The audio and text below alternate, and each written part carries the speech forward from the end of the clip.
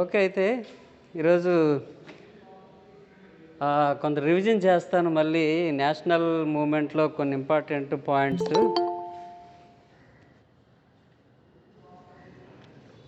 ఏంటంటే national awakening, social awakening and religious awakening in India.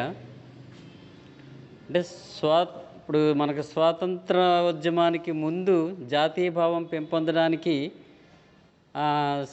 ఈ సాంఘిక మత సంస్కరణ ఉద్యమాలు సహకరించాయి. ఈ సాంఘిక మత సంస్కరణోద్యమాలు అనేవి 19th సెంచరీలో ప్రారంభమయ్యాయి.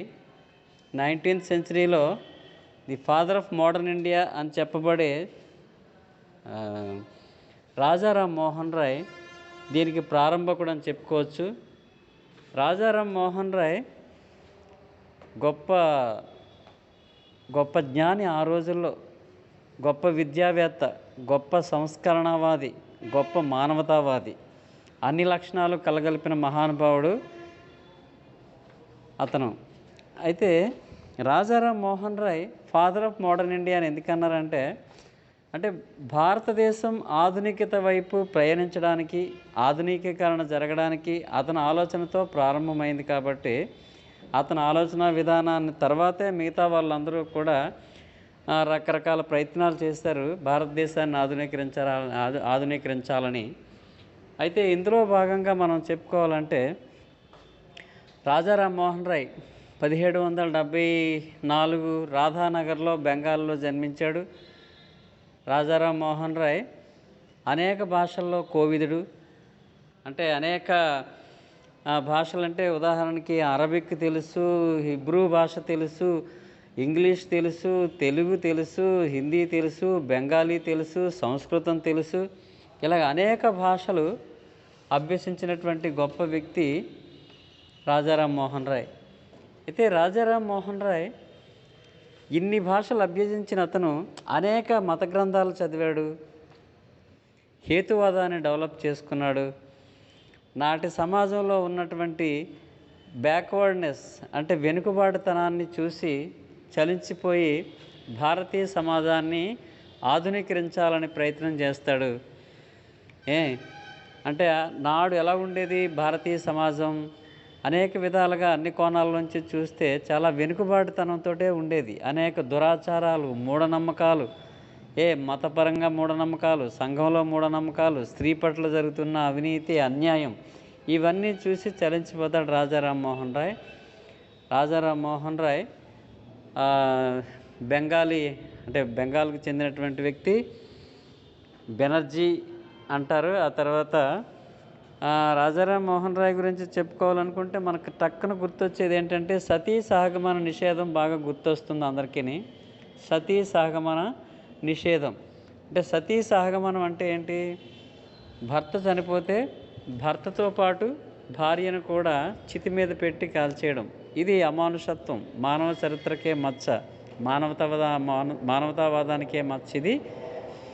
దీన్ని రూపుమాపాలి. దానికోసం తను శ్మశానాల వెంబ తిరుగుతూ అంటే ఇటువంటివి తరచుగా జరుగుతూ ఉండేవి ఆ రోజుల్లో. భర్త చనిపోగానే భార్యను కూడా తగలబెట్టేయడం అన్యాయంగాను.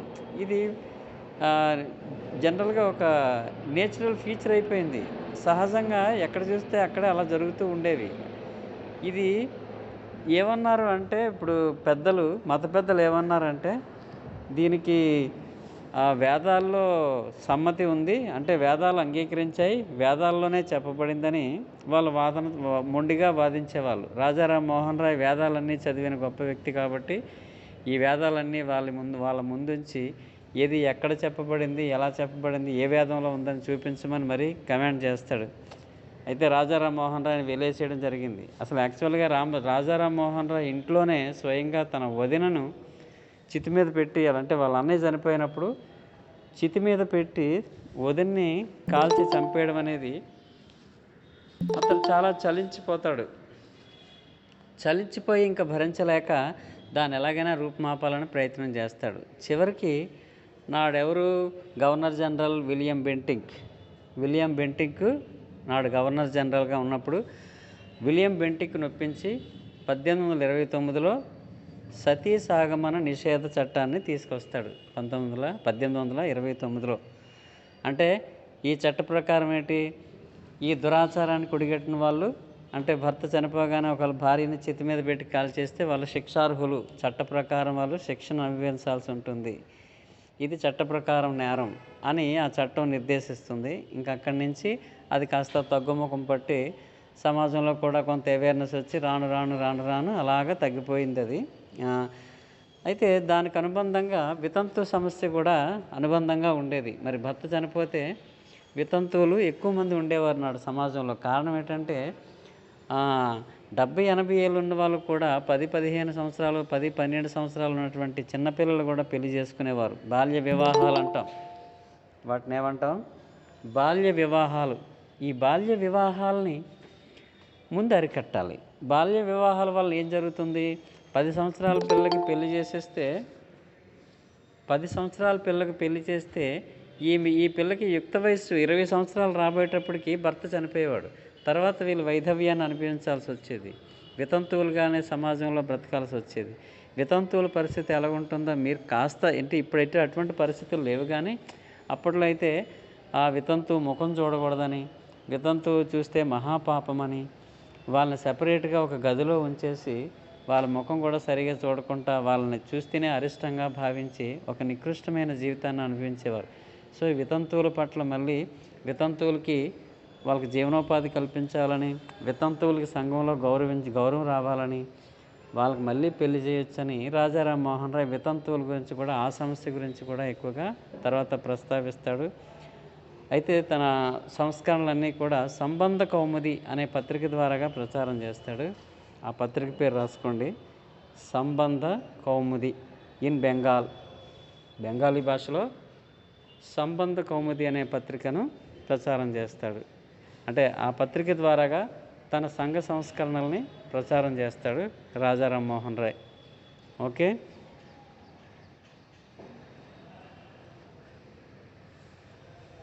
తర్వాత అతడు ప్రధానంగా మతపరంగా ఏకేశ్వరోపాసన, అంటే భగవంతుడు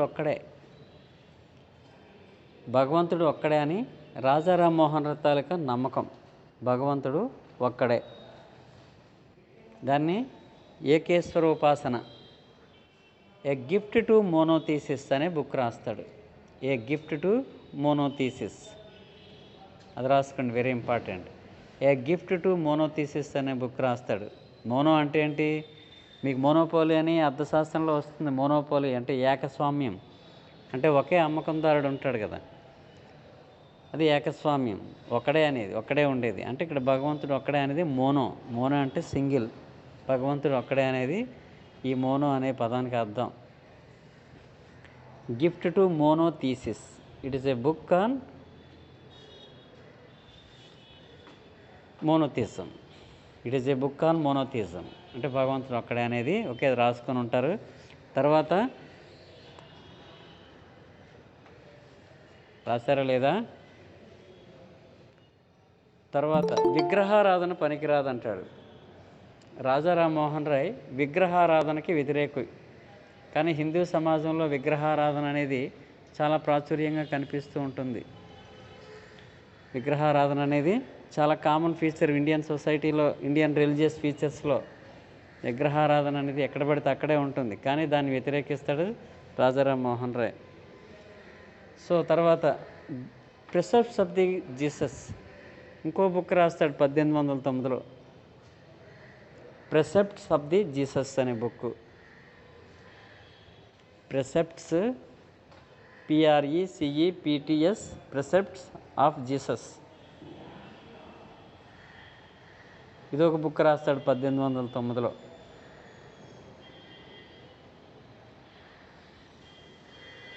ప్రిసెప్ట్స్ ఆఫ్ ది జీసస్. తర్వాత మీరు ఇందాక రాసుకున్న గిఫ్ట్ టు మోనోథీసిస్కి అది యాక్చువల్గా రాసినటువంటి లాంగ్వేజ్ ఏంటంటే పర్షియన్ లాంగ్వేజ్లో రాస్తాడు గిఫ్ట్ టు మోనోథీసిస్ అనేది. దాని ఒరిజినల్ నేమ్ ఏంటంటే తోఫావుల్ ముజాహుద్దీన్, రాసుకోండి, తోఫావుల్ ముజాహుద్దీన్, అది పర్షియన్ నేమ్. ఒకసారి కాంపిటేటివ్ ఎగ్జామ్లో అలాగే అడిగాడు. రాజా రామ్మోహన్ రాయ్ రాసినటువంటి బుక్ ఏది అని నాలుగు ఇచ్చాడు. అందులో గిఫ్ట్ టు మోనోథీసిస్ అనే పదం లేదు. ఏమని ఉంది? ఇప్పుడు పర్షియన్ భాషలో రాశాడు కాబట్టి అది ఏ భాషలో రాశాడని కూడా అడుగుతారు. సో పర్షియన్ లాంగ్వేజ్, దాని పేరేంటి ఒరిజినల్గా? తోఫావుల్ ముజావుద్దీన్ ఒరిజినల్ నేమ్, అది కూడా రాసుకోండి.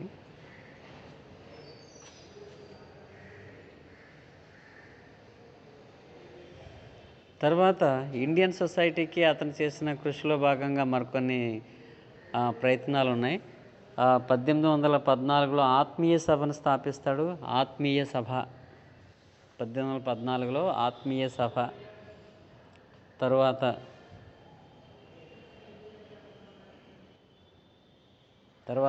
1828లో ఇంపార్టెంట్ బ్రహ్మ సమాజం. మీకు రాజా రామ్మోహన్ రాయ్ అంటే బ్రహ్మ సమాజం, సతీసాగమన నిషేధం, ఇవే కదా గుర్తొస్తాయి ప్రతి ఒక్కడికి. టక్కన గుర్తొచ్చేవి 2 విషయాలు రాజా రామ్మోహన్ రాయ్ అనగానే. బ్రహ్మ సమాజ స్థాపన, ఒరిజినల్గా బ్రహ్మసభ అనే మొదట బ్రహ్మసభ అని పిలిచేవారు, అదే బ్రహ్మ సమాజం అయింది. 1828లో బ్రహ్మసభ లేదా బ్రహ్మ సమాజ స్థాపన. ఈ సమాజ స్థాపన ద్వారాగా మెడిటేషను, భగవంతుడు ఒక్కడే అనే ఏకేశ్వరోపాసన, ప్యూరిటీ ఆఫ్ హార్ట్, మనస్సు స్వచ్ఛలంగా నిర్మలంగా ఉండాలి, ప్యూరిటీగా ఉండాలి, ఎటువంటి మలినం లేకుండా పరిశుద్ధమైన ఆలోచనలతో ఉండాలి. అది ప్యూరిటీ ఆఫ్ హార్ట్, మెడిటేషను, భగవంతుడు ఒక్కడే అని నమ్మడం, తర్వాత విగ్రహారాధనకు వ్యతిరేకంగా ఉండడం, ఇవన్నీ బ్రహ్మ సమాజ సిద్ధాంతాలు. బ్రహ్మ సమాజ మూల సిద్ధాంతంలో ప్రధాన అంశాలు ఇవే. భగవంతుడు ఒక్కడే ఒకటి, విగ్రహారాధన కూడదు, మెడిటేషను, ఇంకా ప్యూరిటీ ఆఫ్ హార్ట్, ఇవి ప్రధాన అంశాలు.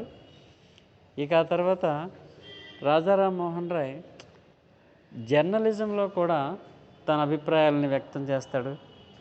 తర్వాత అంతర్జాతీయ అంశాల మీద కూడా తను ప్రతిస్పందిస్తాడు. అంతర్జాతీయ అంశాలు ఏంటంటే, ఇటలీ ఏకీకరణ కోసం మాజని, అక్కడ కార్బోనారి వాళ్ళు ఉదారవాద భావాలను ప్రవేశపెట్టాలని, ఇటలీలో రిపబ్లిక్ని స్థాపించాలని కొన్ని విప్లవాలు లేవదీస్తారు. ఆ విప్లవాల్ని ఆస్ట్రియా ప్రభుత్వం అణిచివేస్తుంది 1820లో. అప్పుడు రాజా రామ్మోహన్ రాయ్ చాలా బాధపడతాడు. ఎందుకంటే ఇతను ఒక ఉదారవాది, ఉదార భావాలు కావాలి, ప్రజాస్వామ్య భావాలు ఉండాలి, హేతువాదం ఉండాలి. హేతువాదం లేనిదే మిగతాది ఏదైనా చీకటే. హేతువాదం లేకుంటున్నదంతా గుడ్డిగా నమ్మేయడం సరికాదు. ప్రతి విషయాన్ని హేతువాదంతో ఆలోచించాలి. అది ఎంతవరకు కరెక్ట్ అని ఆలోచించగలగాలి. ఎవరో ఏదో చెప్పేస్తే గుడ్డిగా నమ్మేయడం అనేది సరైన పద్ధతి కాదు. అంతర్జాతీయ అంశాల మీద కూడా దృష్టి పెట్టి ఇతర దేశాల్లో ఉదార భావాల కోసం జరుగుతున్న విప్లవాల పట్ల సానుభూతి వ్యక్తం చేస్తాడు రాజా రామ్మోహన్ రాయ్.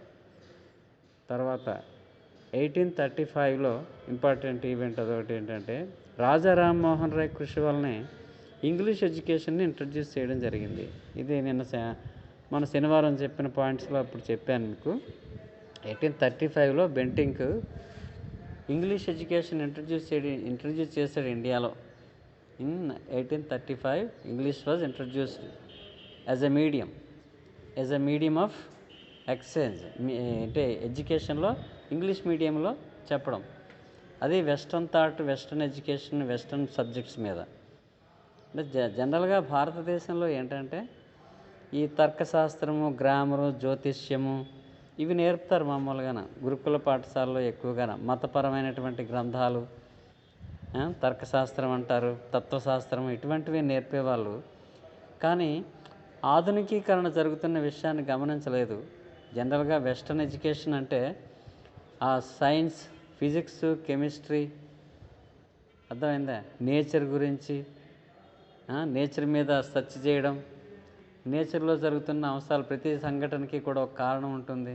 ఏ కారణం లేకుండా ఈ సృష్టిలో ఏది జరగదని ఒక ఇది. ఇవన్నీ కూడా జనరల్గా జరుగుతూ అవి అబ్జర్వ్ చేస్తూ సైన్స్ డెవలప్ అవుతుంది. ఈ సైంటిఫిక్ అప్రోచ్, ఈ సైంటిఫిక్ డెవలప్మెంటు ఇండియన్ సబ్జెక్ట్స్లో గురుకులాల్లో ఉండేది కాదు. కానీ వెస్టర్న్ థాట్, వెస్టర్న్ ఎడ్యుకేషన్ అయితే ఈ సైంటిఫిక్ అప్రోచ్ ఉండేదన్నమాట. అలాగే English education on western thought, western education, western ideology, western టేస్ట్లు. అర్థమైందే. అయితే అక్కడ ఇంగ్లీష్ ఎడ్యుకేషన్ ఇండియాలో ప్రవేశపెట్టడానికి బ్రిటిష్ వాళ్ళ స్వార్థం ఒకటి ఉంది. అది కూడా తెలుసుకోండి మీరు. ఎందుకంటే మీరు రేపు ఉద్యోగాల కోసం సీరియస్గా చదవదామని ఉద్దేశంతోనే మరి వింటున్నారు కాబట్టి ఇంత శ్రద్ధతోటి. ఏంటంటే అప్పుడు మెకాలే అనే అతను విలియం బెంటిక్ న్యాయ సలహా సభ్యుడు. అంటే గవర్నర్ జనరల్కి కౌన్సిల్ సభ్యులు ఉండేవారు. అతని పరిపాలనలో అతను సహకరించడానికి కౌన్సిల్ సలహా సభ్యులు ఉండేవారు. ఆ కౌన్సిల్లో న్యాయ సలహా సభ్యుడు మెకాలే.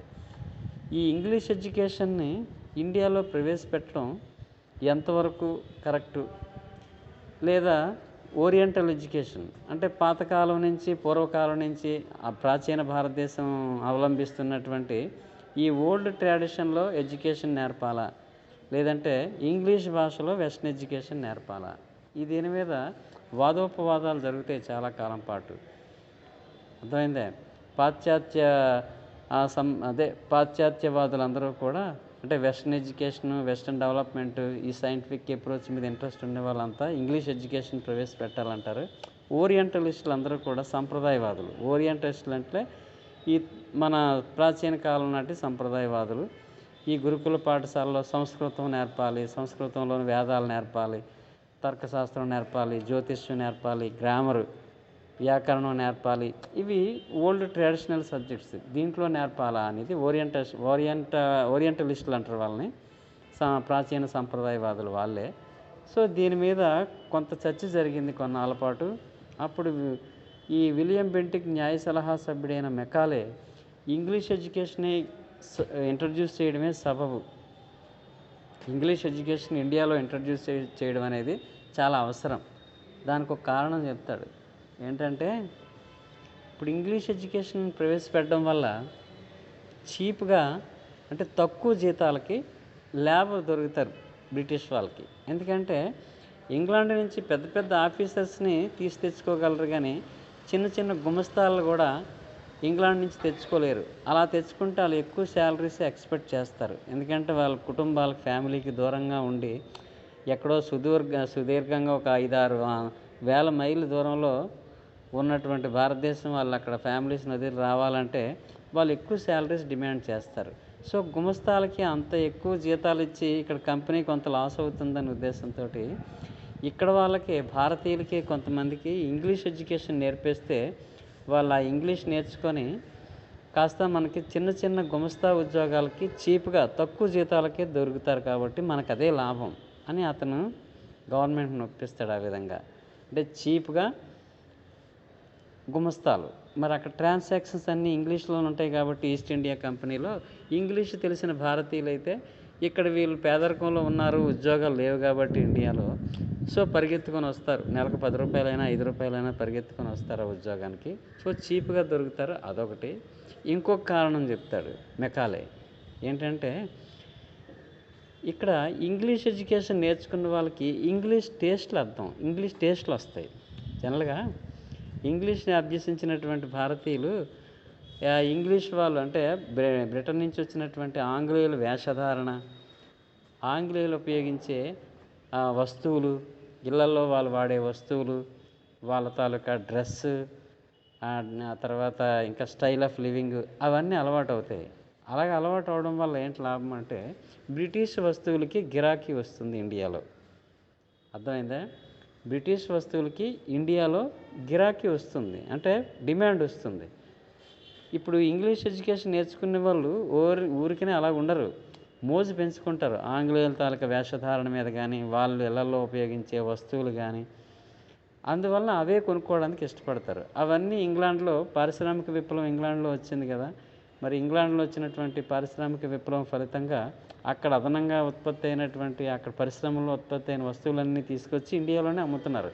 సో వాటికి డిమాండ్ పెరగాలనుకుంటే వీళ్ళకి ఇంగ్లీష్ టేస్ట్ అదే భారతీయులకి ఇంగ్లీష్ టేస్ట్ వాళ్ళకి అలవాటు చేయాలి. సో బ్లడ్ అయితే భారతీయులదే, కానీ అలవాట్లన్నీ కూడా బ్రిటిష్ వాళ్ళవి వస్తాయి. అందువలన ఇంగ్లీష్ ఎడ్యుకేషన్ ఇంట్రడ్యూస్ చేయడం చాలా ఉత్తమం, లాభం. భారతీయులకి కొంత లాభమే, ఏదో జీవనోపాధి దొరుకుతుంది, తక్కువ శాలరీస్కి అయినా సరే ఏదో బ్రతకడానికి కావాల్సిన కాస్త డబ్బులు వస్తాయి, వాళ్ళు వస్తారు, మనకి చీప్గా లేబర్ దొరుకుతుంది, మన వస్తువులకి డిమాండ్ పెరుగుతుంది అని వాళ్ళ స్వార్థం కొలిది ఆ ఉద్దేశంతో ఇంగ్లీష్ ఎడ్యుకేషన్ ప్రవేశపెట్టడమే ఉత్తమమని లార్డ్ మెకాలే ఇచ్చిన సూచన మేరకు బెంటింక్ ఇంగ్లీష్ ఎడ్యుకేషన్ ఇంట్రడ్యూస్ చేస్తాడు ఇండియాలో 1835లో. అయితే దీన్ని కూడా రాజా రామ్మోహన్ రాయ్ సపోర్ట్ చేస్తాడు. It is better to introduce English in India. English education in India is very necessary for the development of the India. ఎంతసేపు ప్రాచీన కాలం నాటి ఆ సంస్కృతం భాషలోనే అందరూ అలాగా ఉంటే, ఆ గ్రామరు అవన్నీ నేర్చుకుని ఉంటే, ఈ మోడర్న్ సైన్సెస్ ఎప్పుడు నేర్చుకుంటారు, ఎప్పుడు ఈ మోడర్నైజ్ అవుతుంది? ప్రాచీన కాలం నాటి ఆ దురలవాట్లు, ఆ మూఢనమ్మకాలు ఇవన్నీ ఎప్పుడు దూరం చేసుకుంటారు వీళ్ళందరూ అని మోడర్నైజ్ అవ్వాలి, హేతువాద దృక్పథం పెరగాలి. ఇప్పుడు ఐరోపాలో 18వ శతాబ్దంలో హేతువాదం అనేది వచ్చింది. అది రాసుకోండి, ఇంపార్టెంట్ పాయింట్. హేతువాదం, హేతువాద యుగం అని 18వ శతాబ్దాన్ని అంటారు. ఐరోపాలో 18వ శతాబ్దాన్ని ఏమంటారు? హేతువాద యుగం.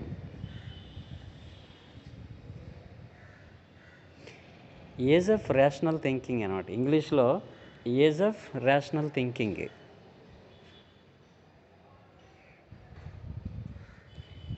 ఏజ్ ఆఫ్ రేషనల్ థింకింగ్ లేదా హేతువాద యుగం. సో ఇది అలవడాలంటారు రాజా రామ్మోహన్ రాయ్. అది అలవడాలంటే ఎడ్యుకేషన్ కావాలి. ఆ ఎడ్యుకేషన్ ఎటువంటిదే ఉండాలి? వెస్ట్రన్ ఎడ్యుకేషన్ బెస్ట్ అంటాడు. ప్రాచీన కాలం నాటి సంస్కృతం గ్రామర్ కంటే ఈ వెస్ట్రన్ ఎడ్యుకేషన్ అది ఇంగ్లీష్లో రావడం వల్ల, ఇంగ్లీష్లో నేర్పడం వల్ల ఆటోమేటిక్గా వీళ్ళు ఆ హేతువాదం వస్తుంది. అసలు హేతువాదం అంటే ఏమిటి? ప్రతిదాన్ని ప్రశ్నించగలగాలి. ఇప్పుడు ఏదైనా ఇలాగ వెళ్ళకూడదు అంటే ఎందుకు వెళ్ళకూడదు, వెళ్తే వచ్చిన నష్టం ఏంటి, నువ్వు చెప్తున్నది నిజమా కాదా అని ఆలోచించే శక్తి. ఏది ధర్మం, ఏది అధర్మం, ఏది ఉచితం, ఏది అనుచితం, ఎదుటివాడు చెప్పే దాంట్లో ఎంత నిజం ఉంది, అది అవునా కాదా అని ప్రశ్నించి ఆలోచించగలగడం, దాన్నే హేతువాదం. కారణం లేకుండా ఏదీ జరగదు. ప్రతిదాన్ని కారణం అడగాలి, ఎందుకు అలాగా అంటే వాడు చెప్పగలగాలి అవతల వ్యక్తి, ఇగో ఫలానా విధంగా. ఇప్పుడు మన వాళ్ళు కొన్ని మతపరంగా మనం సంఘంలో కానీ చూస్తే చాలా విషయాలు మనకు అర్థం కానివి మన మైండ్లో బ్లడ్లోను ఇంజెక్ట్ చేసేస్తూ ఉంటారు. ఏమిటంటే అవి, ఇప్పుడు ఇలా వెళ్ళకూడదు, ఇలా పిల్లి ఎదురైతే వెళ్ళకూడదు. ఎందుకు వెళ్ళకూడదు అంటే కారణం చెప్పరు, వెళ్ళకూడదు అంతే, ఏదో నష్టం జరుగుతుంది అంటారు. మతపరంగా కొన్ని చెప్పినట్టు ఈ పరలోకంలోనూ అలాగుంటుంది, ఇలా ఉంటుంది స్వర్గం, ఇహలోకంలో కూడా, ఇహలోకంలో మనం త్యాగాలు చేయాలని చెప్తారు మామూలుగా. ఈ లోకంలో త్యాగాలు చేస్తేనే పరలోకంలో స్వర్గం వస్తుంది అని అంటారు. అది నిజమేనా? దానికోసం ఇప్పుడు అన్నీ త్యాగం చేసేయాలా? ఇప్పుడు నికృష్టమైన బ్రతకాలా? తర్వాత ఉందో లేదో తెలిసేంటి ఎవరికైనా? సో ఇటువంటివి ఆలోచించే ఆలోచన దృక్పథం హేతువాద యుగంలో వచ్చిందనమాట. సో దాన్ని హేతువాదం అంటారు. ఆ హేతువాదాన్ని డెవలప్ చేసుకోవాలి. దానికి ఇంగ్లీష్ ఎడ్యుకేషన్, వెస్ట్రన్ ఎడ్యుకేషనే సరైన మార్గం అని రాజా రామ్మోహన్ రాయ్ చెప్తాడనమాట. ఓకే, తర్వాత రాజా రామ్మోహన్ రాయ్ లండన్లో అంటే బ్రిటిష్ పార్లమెంట్లో ఒక విషయాన్ని చర్చించడానికి వెళ్తాడు. అదేంటంటే అప్పుడు మొఘల్ చక్రవర్తి 2వ అక్బర్, అంటే రాజా రామ్మోహన్ రాయ్ 1833 వరకు ఆ టైంలో, అంటే 33లో చనిపోతాడు రాజా రామ్మోహన్ రాయ్, 1833లో. అయితే ఆ టైంకి ఇక్కడ ఇండియాలో మొఘల్ చక్రవర్తి ఎవరంటే 2వ అక్బర్. ఈ 2వ అక్బర్కి గతంలో ఇస్తున్న పెన్షను సరిపోవట్లేదని, పెన్షన్ పెంచాలని, అది రెగ్యులర్గా ఇవ్వట్లేదు, రెగ్యులర్గా ఇవ్వమని బ్రిటిష్ గవర్నమెంట్, బ్రిటిష్ పార్లమెంట్కి ఒక రిప్రజెంటేషన్ ఇచ్చి దాన్ని శాంక్షన్ చేయమని, దానికోసం కృషి చేయమని లండన్ పంపిస్తాడు 2వ అక్బర్ రాజా రామ్మోహన్ రాయ్ని. అప్పుడు రాజా రామ్మోహన్ రాయ్ లండన్ వెళ్తాడు ఈ పని మీద. వెళ్ళి ఈ 2వ అక్బర్, మొఘల్ చక్రవర్తి 2వ అక్బర్ విన్నపాన్ని అక్కడ విన్నవించి దాన్ని అక్కడ సక్సెస్ చేసుకొని ఇక ఇండియాకి రాకముందే బ్రిస్టల్ అనే నగరంలో అక్కడే చనిపోతాడు మామూలుగా. 1833లో బ్రిస్టల్ అనే నగరంలో రాజా రామ్మోహన్ రాయ్ చనిపోతాడు. ఓకే, రాజా రామ్మోహన్ రాయ్ కంట్రిబ్యూషన్స్ ఏంటి చెప్పాను? రాజా రామ్మోహన్ రాయ్ బహుముఖ ప్రజ్ఞాలి, అనేక భాషలు నేర్చుకొని అనేక మత గ్రంథాలు చదివి అన్ని మతాల్లో ఉన్నటువంటి దురాచారాలన్నింటినీ కూడా ఖండిస్తాడు. అలాగే భారతదేశంలో ఉన్నటువంటి సంఘంలో ఉన్న అనేక దురాచారాలని వ్యతిరేకిస్తాడు. ముఖ్యంగా సతీ సాగమన నిషేధం అతను సాధించినటువంటి గొప్ప చట్టం అది. వితంతువుల కోసం కృషి చేస్తాడు. వితంతువుల బాగోగుల కోసం వాళ్ళకి ఆ ఉపాధి హామీ, తర్వాత వితంతు శరణాలయాలు ఏర్పాటు చేయాలని, తర్వాత బాల్య వివాహాలని వ్యతిరేకంగా ప్రచారం చేస్తాడు. ఆ తర్వాత ఆ మత విషయానికి వస్తే భగవంతుడు ఒక్కడే అని ప్రచారం చేస్తాడు. భగవంతుడు ఒక్కడే, దానికోసం ఒక బుక్ రాస్తాడు, ఏ గిఫ్ట్ టు మోనోథీసిస్ అనేది ఇంగ్లీష్లో దాని పేరు. ఒరిజినల్గా అది పర్షియన్ భాషలో రాయబడింది కాబట్టి దాని ఒరిజినల్ పేరు ఏంటంటే తోఫావుల్ ముజావుద్దీన్. సో ఆత్మీయ సభ ఒకటి 1814, 1828లో బ్రహ్మసభ, అదే బ్రహ్మ సమాజం. 1828 బ్రహ్మ సమాజం. ఓకే, తర్వాత సంబంధ కౌముది అనే పత్రిక ఒకటి, అది బెంగాలీ భాషలో. తన సంస్కరణలన్నీ కూడా, తన ఆలోచనలన్నీ కూడా అక్కడ ప్రచారం చేస్తాడు. ఆ పత్రిక ద్వారా, సంబంధ కౌముది అనే బెంగాల్ పత్రిక, పక్షపత్రికది, ఆ పత్రిక ద్వారా ప్రచారం చేస్తాడు రాజా రామ్మోహన్ రాయ్. తర్వాత precepts of the God, precepts of the Jesus అదో బుక్ రాస్తాడు. అది కూడా గుర్తుంచుకుంటారు మీరు. ఇంగ్లీష్ ఎడ్యుకేషన్ ఇంట్రడ్యూస్ చేయడంలో కూడా అతని పాత్ర ఉంది. సో అది కూడా మీరు గుర్తుపెట్టుకోండి. These are all the contributions of Raja Rammohan Roy to the Indian society. భారతీయ సమాజానికి అతను అందించినటువంటి గొప్ప సేవలు ఇవి. అలాగే జర్నలిజంలోను, అంతర్జాతీయవాదంలోను, అంతర్జాతీయ సంఘటనల పట్ల కూడా తను బాగా స్పందిస్తాడు. ఉదార భావాలను సపోర్ట్ చేస్తాడు, ప్రజాస్వామ్య భావాలను సపోర్ట్ చేస్తాడు తను.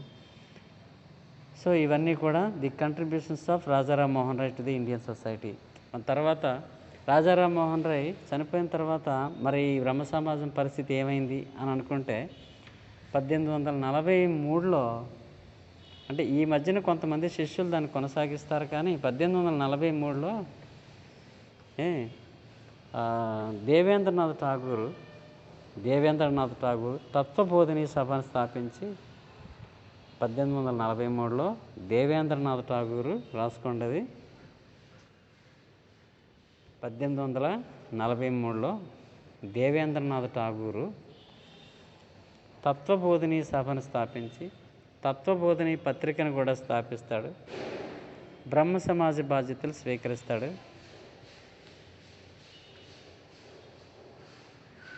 బ్రహ్మ సమాజ బాధ్యతలను ఎవరు? దేవేంద్రనాథ్ ఠాగూర్. 1843. తర్వాత ఇతనికి తోడుగా కేశవ్ చంద్రసేన్ జాయిన్ అవుతాడు. అందులో బ్రహ్మ సమాజంలో కేశవ్ చంద్రసేన్ బ్రహ్మ సమాజాన్ని స్వీకరిస్తాడు. ఇతను గొప్ప రాడికల్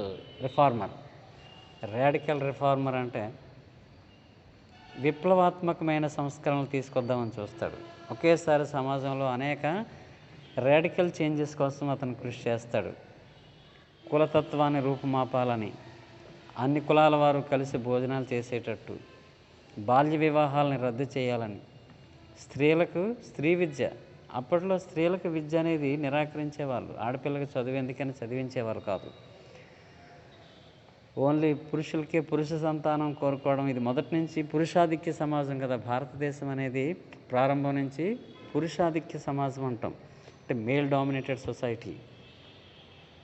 ఇప్పటికీ కూడా అబ్బాయి పుట్టాలనే కోరుకునే వాళ్ళు 100కి ఒక 60-70% మంది ఉంటారు.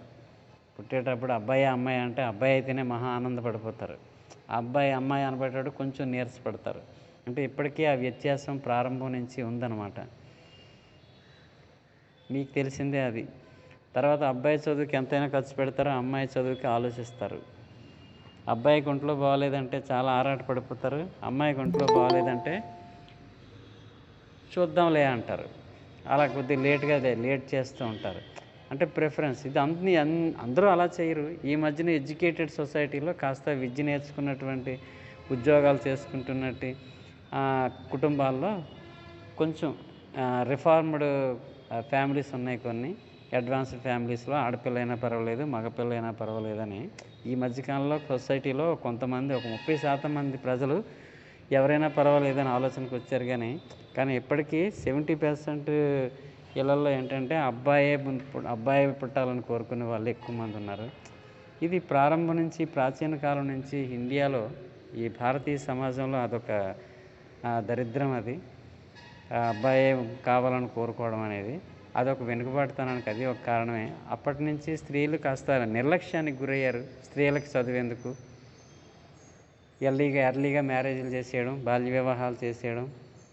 రాజపుత్రులు అయితే మరీ దారుణం. రాజస్థాన్లో రాజపుత్రుల్లో అయితే మరొక దిక్కుమాలిన ఒక దుర్మార్గమైనటువంటి ఆచారం ఉండేది, ఇన్ఫాంటిసైడ్. ఆడపిల్ల పడితే చిన్నపిల్లప్పుడే చంపేసేవాళ్ళు. దాన్ని ఇన్ఫాంటిసైడ్ అంటారు. దాన్ని ఇన్ఫాంట్స్ అంటే చిన్నపిల్లలు పుట్టగానే వాళ్ళు ఇన్ఫాంట్స్ అంటారు. CIDE సైడ్ అంటే ఏంటి? చంపాడు, ఇన్ఫాంటిసైడ్. ఇప్పుడు సూసైడ్ అంటాం కదా, ఎవరికి వాళ్ళు ఆత్మహత్య చేసుకుంటే సూసైడ్. సెల్ఫ్ అంటే వాళ్ళే చంపుకోవడం, అది సూసైడ్ అంటాం. అలాగే జెనోసైడ్, GENOCIDE జెనోసైడ్, జాతిని అంతటిని చంపేయడం, జెనోసైడ్. రెండో ప్రపంచ యుద్ధ కాలంలో హిట్లర్ యూదు జాతిని అంతటిని నిర్మూలించాలని కాన్సన్ట్రేషన్ క్యాంప్స్లను పెట్టి, మీకు వరల్డ్ హిస్టరీలో రెండో ప్రపంచ యుద్ధంలో వస్తుంది అది, కాన్సన్ట్రేషన్ క్యాంప్స్ అని పెట్టి జాతిని చంపేయడానికి చూస్తాడు. దాన్ని జెనోసైడ్ అంటారు. దాన్ని అంటే కాన్సన్ట్రేషన్ క్యాంప్స్ అంటే ఒక 10,000 మందిని ఒక పెద్ద గొడవల్లో బంధించి ఒక 5-6 నెలలు అలాగ వదిలేస్తాడు. వాళ్ళు చచ్చిపోయి శల్యమైపోయి ఓన్లీ అస్థిపంజరాలే మిగులుతాయి అన్నమాట. ఆ తర్వాత అట్లన్నీ తీసి తగలెట్టేస్తారు, బూడి చేసేస్తారు అనమాట. అంటే మరి క్రూరం, దుర్మార్గం. అటువంటి కాన్సన్ట్రేషన్ క్యాంప్స్ బోల్డ్ బయలుపడ్డాయి. అంటే ఆఫ్టర్ వార్, అంటే 1945లో రెండో ప్రపంచ యుద్ధం ముగిసిన తర్వాత ఇటువంటి క్యాంపులు బోల్డ్ అని బయలుపడ్డాయి. హిట్లర్ యూదు జాతీయుల మీద చేసినటువంటి అట్రాసిటీస్ ఇన్ని కాదు, అవన్నీ ఒక్కొక్కటి బయటపడుతుంటే నివ్వెరపోయింది ప్రపంచం అంతా. అంటే ఒక జాతినే చంపేయడానికి చూశాడు. 60 లక్షల మందిని చంపేశాడు మామూలుగా అలాగా. 6 మిలియన్ పీపుల్ అంటే 60 లక్షలు, మిలియన్ అంటే 10 lakhs కదా. సో 6 మిలియన్ పీపుల్ యూదులు చచ్చిపోయారు అంతే. అది జెనోసైడ్ అంటాం. చరిత్రలో బోల్డ్ అనే సంఘటనలు ఉన్నాయి. సరే, నెక్స్ట్ ఇక్కడికి అది కూడా ఒక అవసరమైన సందర్భంగా మీకు రెండో ప్రపంచ యుద్ధం చదివినప్పుడు కాస్త తెలుస్తుంది. ఓకే, ఇక్కడికి వస్తే రాడికల్ చేంజెస్ తీసుకురావడానికి కేశవ చంద్రసేన్ కృషి చేస్తాడు. అయితే దేవేంద్రనాథ్ ఠాగూర్ ఏంటంటే తను మతపరమైన సంస్కరణలకి ఎక్కువగా, ఆధ్యాత్మిక చింతనకి ఎక్కువ ప్రాధాన్యత ఇస్తాడు. కేశవ చంద్రసేన్ అలా కాదు. రాడికల్ చేంజెస్, సొసైటీలో చేంజెస్ తీసుకురావాలి, బాల్య వివాహాలను రద్దు చేయాలి, చిన్న ఆడపిల్లలు కూడా చదువు నేర్పాలి, కుల వ్యవస్థను రద్దు చేయాలి, విగ్రహారాధనని వ్యతిరేకించాలి. ఇలాగా ఒకటి కాదు, చాలా సంఘంలో మొత్తం సమూలమైన మార్పులు తీసుకురావాలని he wanted to change the society radically. The radical changes he wanted. So ఈ విషయంలో వాళ్ళిద్దరికీ మధ్య భేదాభిప్రాయాలు వస్తాయి. వచ్చినప్పుడు 1866లో ఈ బ్రహ్మ సమాజం రెండుగా చీలిపోతుంది. బ్రహ్మ సమాజ్ ఆఫ్ ఇండియా ఒకరు, అంటే భారతీయ బ్రహ్మ సమాజం, ఆది బ్రహ్మ సమాజం రెండుగా విడిపోతుంది. ఆది బ్రహ్మ సమాజం అంటే దేవేంద్రనాథ్ ఠాగూర్ది, భారతీయ బ్రహ్మ సమాజం అనేది Keshava చంద్రసేన్ది.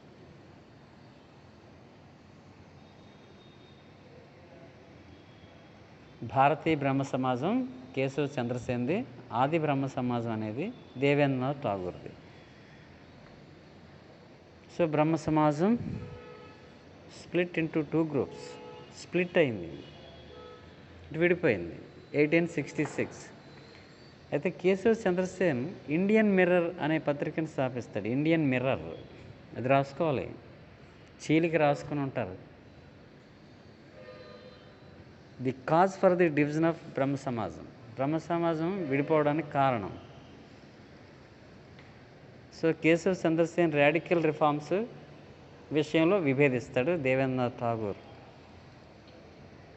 On the introduction of radical changes, radical social reforms, Devendranath Tagore opposed the radical changes. So the Brahma Samaj was split into two groups, Brahma Samaj of India, Adi Brahma Samaj.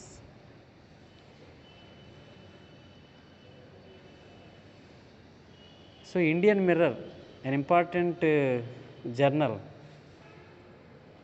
edited by Keshav Chandrasen. Keshav Chandrasen Indian mirror అనే పత్రికని స్థాపించి దాని ద్వారాగా తన సంఘ సంస్కరణలన్నింటినీ ప్రచారం చేస్తాడు. తర్వాత 1872లో native marriage act రావడానికి కృషి చేస్తాడు. నేటివ్ మ్యారేజ్ యాక్ట్ అంటే బాల్య వివాహాలకు వ్యతిరేకంగా ఈ చట్టం వచ్చింది. Native marriage act 1872.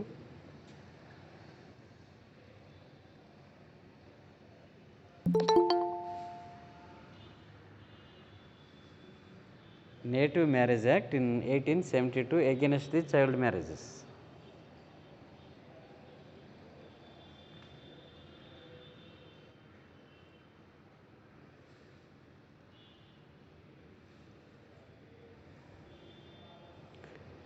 ఓకే, తర్వాత కేశవ్ చంద్రసేన్ బాల్య వివాహాలకు వ్యతిరేకంగా చట్టం తీసుకొచ్చాడు, బాల్య వివాహాలను వ్యతిరేకించాడు. తన బేసిక్స్ ఫిలాసఫీలో, బేసిక్ రిఫార్మ్స్లో అదే భాగంగా ఉంటుంది. అయినప్పటికీ 1878లో ఏం చేస్తాడంటే తన కుమార్తెను కూచ్బిహార్ రాజావారికి బాల్య వివాహం చేస్తాడు. అంటే వివాహ వయసు రాకముందే తన కూతురికి వివాహం చేస్తాడు కూచ్బిహారీ రాజావారితో. So it is against the, completely against the Brahmo Samaj rule.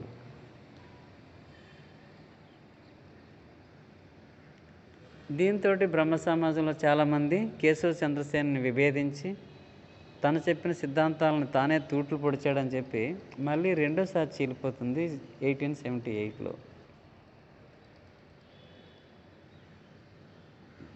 Southern బ్రహ్మ సమాజం అని మరొకటి విడిపోతుంది, మరొక శాఖ సదరన్ బ్రహ్మ సమాజం.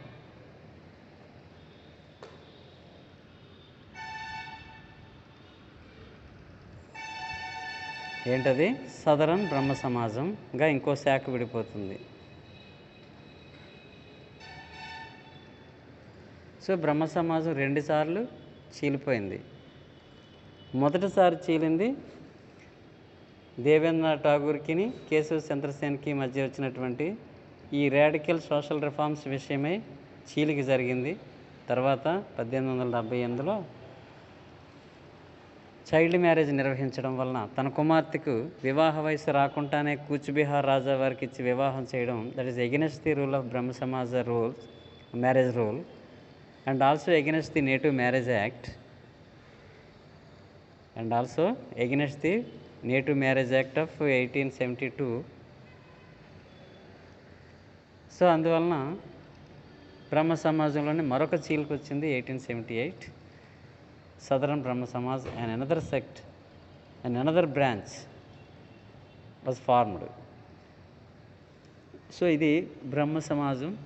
బ్రహ్మ సమాజ సిద్ధాంతాలన్నీ కూడా దేశం నలుమూలలా విస్తరించాయి. ముఖ్యంగా ఆంధ్రప్రదేశ్లో కూడా కందుకూరి వీరేశలింగం పంతులు లాంటి వాళ్ళు బ్రహ్మ సమాజ సిద్ధాంతాల పట్ల ఆకర్షితులై ఇక్కడ కూడా బ్రహ్మ సమాజ శాఖలను ఏర్పాటు చేయడం జరిగింది.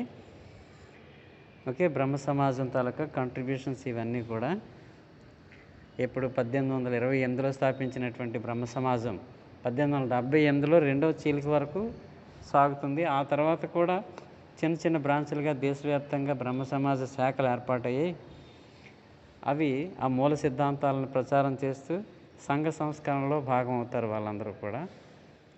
ఓకే, ఇది బ్రహ్మ సమాజం, బ్రహ్మ సమాజ సిద్ధాంతాలు ఎప్పటి నుంచి, రాజారాం మోహన్ రాయ్ దగ్గర నుంచి ఇవన్నీ బ్రహ్మ సమాజం, దాని ఎవల్యూషన్ ఆఫ్ బ్రహ్మ సమాజం ఇన్ ఇండియా. ఓకే, దీని తర్వాత ప్రార్థనా సమాజం అని ఇంకోటి ఉంటుంది. ప్రార్థనా సమాజం 1867 ప్రార్థనా సమాజం 1867.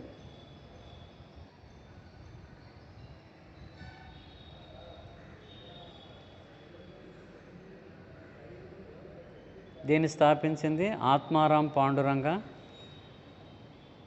దీని స్థాపకుడు ఆత్మారాం పాండురంగ, ఆర్జి భండార్కర్, ఇద్దరు ఫౌండర్ మెంబర్స్.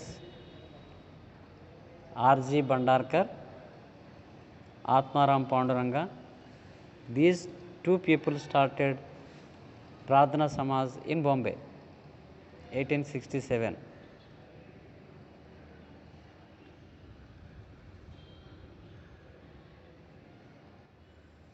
సో దీని చీఫ్ ఆర్కిటెక్ట్ అంటే ఈ సమాజం తాలూకా విధి విధానాలు, సంఘ సంస్కరణలు, వీటినన్నీ రూపశిల్పి ఒక ఆయన ఉన్నాడు, Mahadev Govind Ranade, the chief architect of Brahmo సమాజం.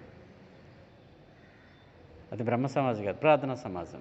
ప్రార్థనా సమాజం రూపశిల్పి ఎవరంటే మహదేవ గోవింద రెనడే. మహదేవ గోవింద రెనడే, సింపుల్గా రెనడే అని అనేస్తుంటారు, ఎంజి రెనడే అంటాం, లేదా మహదేవ గోవింద రెనడే. చీఫ్ ఆర్కిటెక్ట్ అంటే దీని రూపురేఖలన్నీ అతనే ఏం చేయాలి, ఏ సంస్కరణలు ప్రచారం చేయాలి, ఏ సంస్కరణలు కట్టుబడి ఉండాలి, దాని విధానాలు ఏమిటి, దాని basic ideology, everything was designed by RG Ranade, MG Ranade, Mahadeva Govinda Ranade. So దీని గురించి తర్వాత మరొకొన్ని విషయాలు రేపు చెప్పుకుందాం, మరొక క్లాస్ ఉంటుంది. ఓకే, రేపు మళ్ళీ క్లాస్లో కలుద్దాం. Thank you.